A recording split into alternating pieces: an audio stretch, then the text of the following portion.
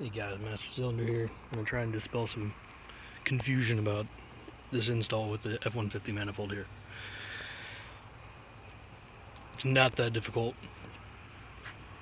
It's just overcomplicating things. Using the GT 350 install from LMR helped me out a lot. But there are some things I was able to get away with because not doing the manifold for that. It's almost exactly the same. So I started with taking this part off, just popping these clips off, and then unscrewing the tube for this whole piece here, disconnecting all these lines, and just taking this entire piece out.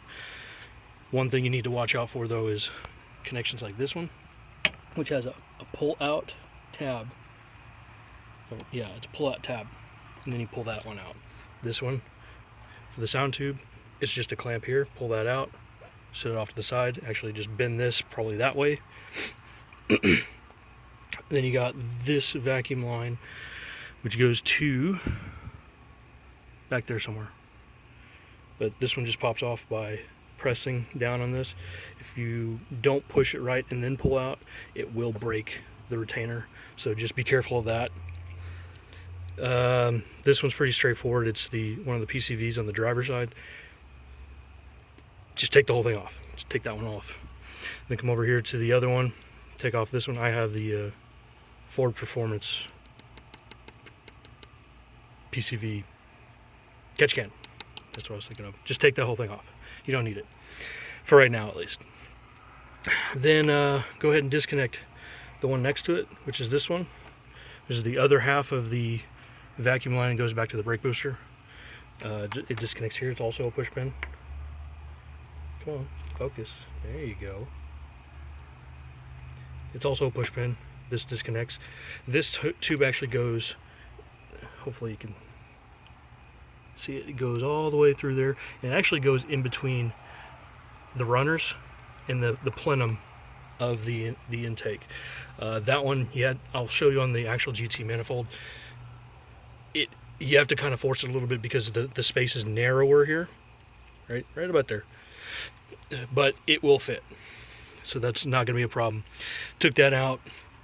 Once this is away, disconnect that connection there. That one's also one of the pull, just like my finger's doing. It's a pull, and then the whole thing will push off.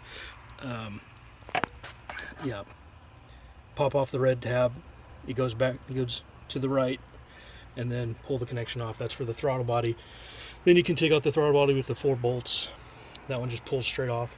Then the next one's going to be the green connection here. This one's weird. This one actually you pull up, and this whole piece, the whole top half on this half, the square half, it will pull off. And then you can push down on this side. It's kind of like this one, but you push down on this portion here, and then it pulls out. That part is actually connected to this sensor, which I actually don't know what it's called, so I'm not even going to try and lie to you. But it's connected directly to the manifold, and you'll see it later when you take it off. 1, 2, 3. So you got all those. Once you get all those taken care of, you can do what the rest of the instructions say on the LMR video for the GT 350. Disconnect the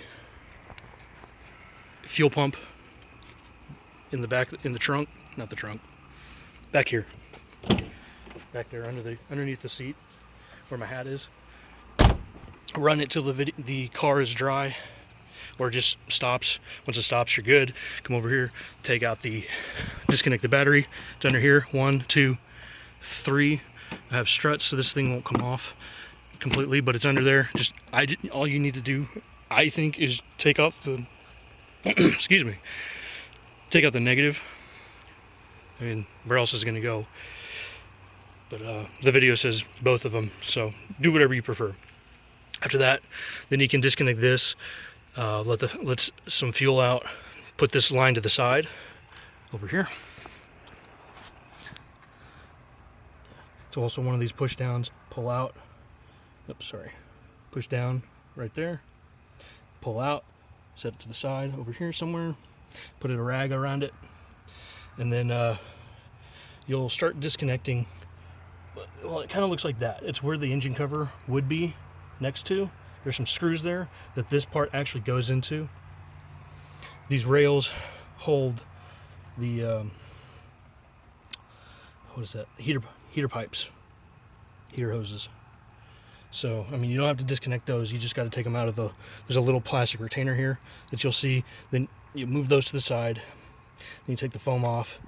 Then you disconnect the injectors, all 8 on both sides. Do the bolts. Let's see, the manifold bolts, there's 6 of them, and then these 1, 2, there's 4 for the injectors. Take those off. Do everything in reverse. In the back, it's going to be a pain in the ass. There's no way around it. But they are also... What is not mentioned, though, is those weird push and pull clamps for the sensors. So the blue one's pretty straightforward, actually. There's 2 of them, one here and one directly behind it. Right there. That's for these things. Just throw it back there, you'll get it later. But unfortunately, since you can't see here, let me go back to the other manifold that I've already taken off. So here's my old one. Okay, so here's the pieces that you were looking at. This is the blue connections where they would go. Ignore that. The blue connections here and then there. These are the other sensors that they're talking about. These are the white connectors that they talk about. What they don't tell you is that there is another tab that, honestly, I forget which side. Yeah, it's on the back side that you pull down, and then directly underneath it is a small push button that you pull on. It's the only way to get them off unless you break them. Don't do that, because otherwise they won't. Once you get those off, you know, you got to take out the wiring harness here and here. Pull those out. There's no easy way to get those out. Once you get those out, the whole thing will pop off. Then you start looking at the items to transfer over. You'd set the other manifold right next to it. My manifold off of eBay came with this extra pipe for, I guess, it's stock. Throw it away.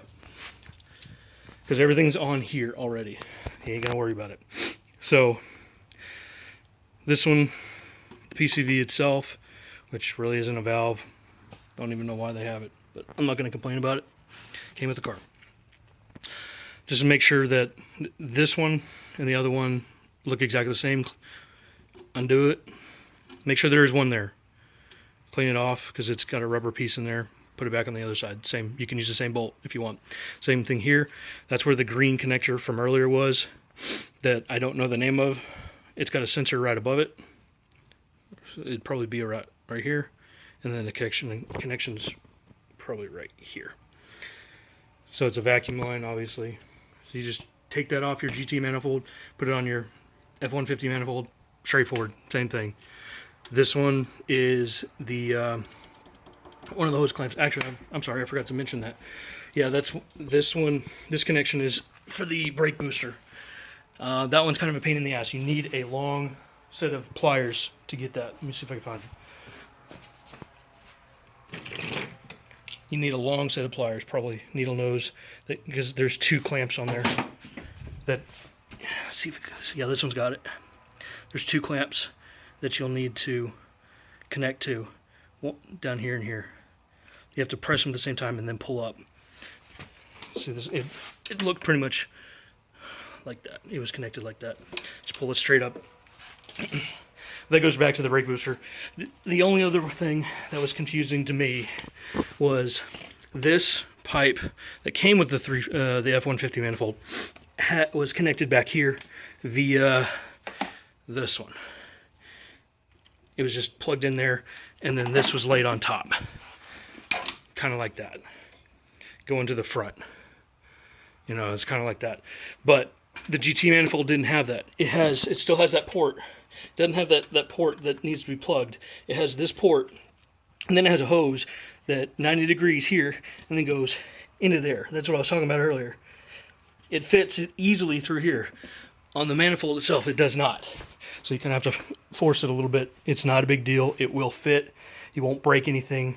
Just be mindful unless it gets caught on anything. Outside of that, it's, like I said, back here, these connections are going to be the most difficult to do. Outside of that, it's everything in reverse. You can refer to the LMR video again. And outside of that, just check for, put everything back in, make sure your fuel's back on. When you put these foam pieces back on, and then for the fuel rails, because these cover the fuel rail itself, and then put this little bracket back on here. I opted to put the plastic railing here back on, and then zip tie it directly to the heater hose. That way it stays kind of in place and doesn't really go anywhere.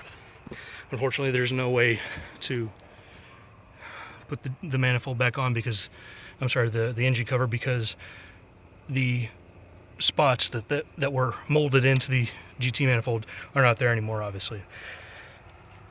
And neither are the screw points for these. You'll see it when you start messing with it. So for the vacuum line, for the brake booster, because it has a spot for a hard wire, I just opted to zip tie it directly to that plastic piece that goes to the heater pipe here, kind of as so. Just kind of sandwich it all in there so it's solid, and then I zip tied this directly to the foam piece, and then around the fuel rail. The fuel rail is directly mounted to the engine block, obviously, because by screws, so it's not going to go anywhere. Outside of that, like I said, you don't have to take off everything because you're not doing the GT manifold. I'm sorry, the GT350 manifold, but just be mindful that where everything went originally, and it should be pretty straightforward. It is tedious, but you should be able to do it. I'm enjoying the F150 manifold swap so far. I've had it for one day. It's been great. Extra torque, great daily driver, awesome stuff. If you have any other questions, I'll try and answer them later. Thanks. On the forum. If you have any questions, let me know.